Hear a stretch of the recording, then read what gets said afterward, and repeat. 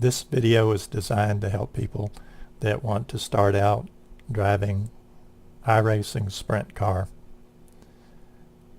We're at Five Flags Speedway, and I have a generic setup in this car, and I will show you the setup. It's a setup that you can use starting out at any track with just a gear change.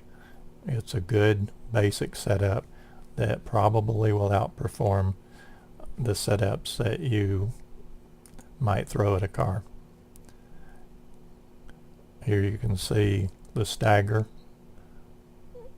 simple stagger, tire pressures a little high because that makes the car generally a little more stable.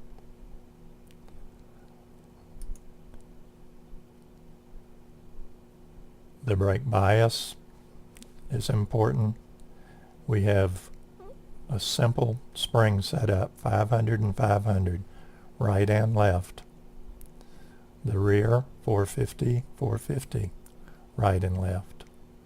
Shocks on the right, 15, 15, 15, 15. On the left, 10, 10, and 10, 10. With 10.5 track bar height. The front track bar is set to as low as it'll go. Toe in is set to minus 1/32 on both sides. Nothing exotic about this setup. You'll have to set your rear end ratio to where the speed limiter's just barely kicking in at most at the end of the straightaways. But on this track, this is a good place to have it set, 5.06. And you want a full tank of gas. The fuel, full tank makes the car more stable. You don't want to do what we do in some other classes of racing where you run a very low fuel quantity for practices. There you have the setup. Now I'm going to show you a couple of laps. With this setup, I have run a 14.97. You'll note that's on the second lap out. It ran a 14.97. If you were to qualify with a 14.97, that would put you in a pretty good place in the official races. Not too far back, maybe somewhat toward the front.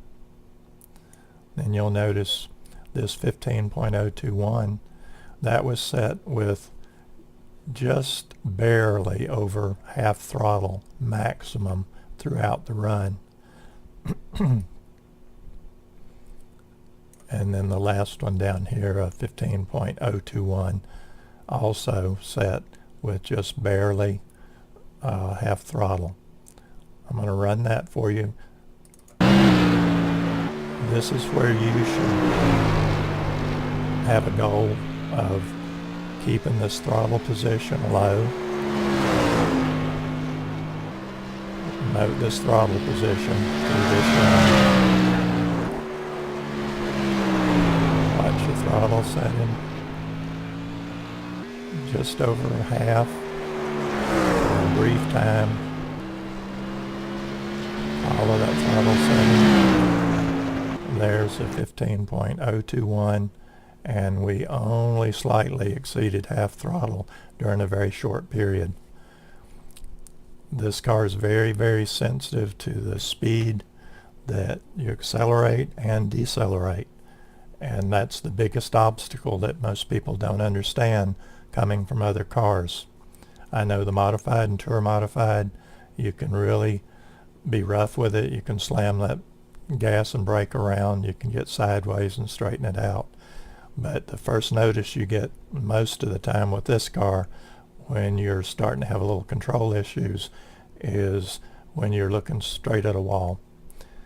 So hopefully we'll run a couple of these other laps just for you to watch. Here's the fast laps.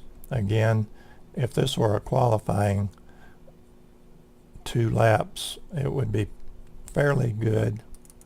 Not a bad place. Okay, here we are in lap 4.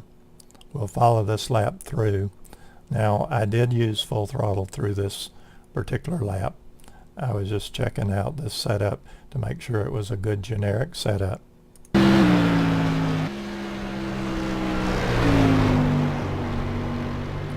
is lap 5 of 15.506.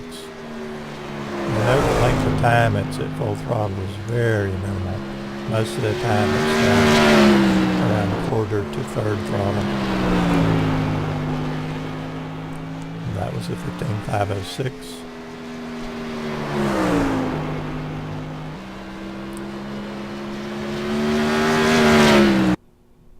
And there's the 14.970.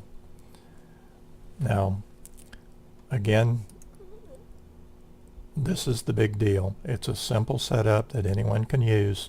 You don't need to be spending all your practice session hunting for setups.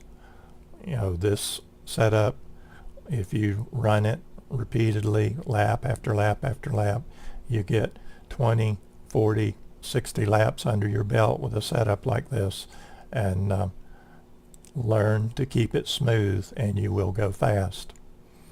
Now, as you feel more competent, you can bring these pressures down to something you could run during the race. And that would be something more like this. I'm keeping these all the same because I want you to be able to remember them.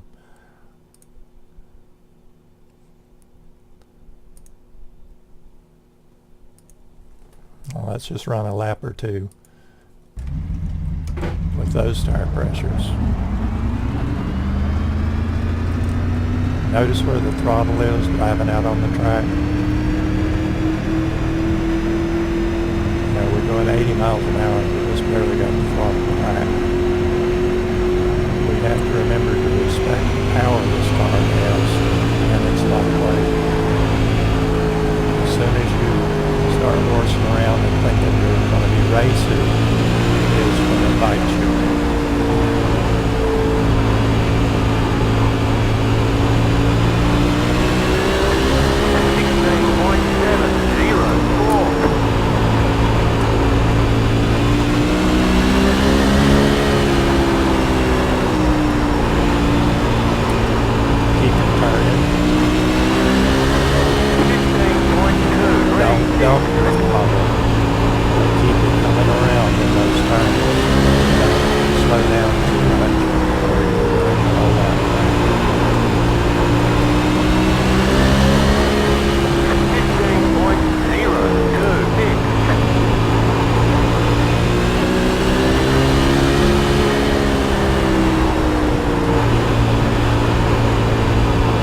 Just because you have people passing you when you're doing this little practice doesn't mean you need to be trying to follow them. You need to be patient with yourself and just keep doing these laps through this one. And as you do more and more laps, you'll look back and see that, wow, look at the lap time I'm running. Those lap times come from smooth, consistent throttle and steering. Noticing the steering, very little steering. And you'll also notice that I'm not turning back the car with the power. I'm not using the rear end to turn the car like a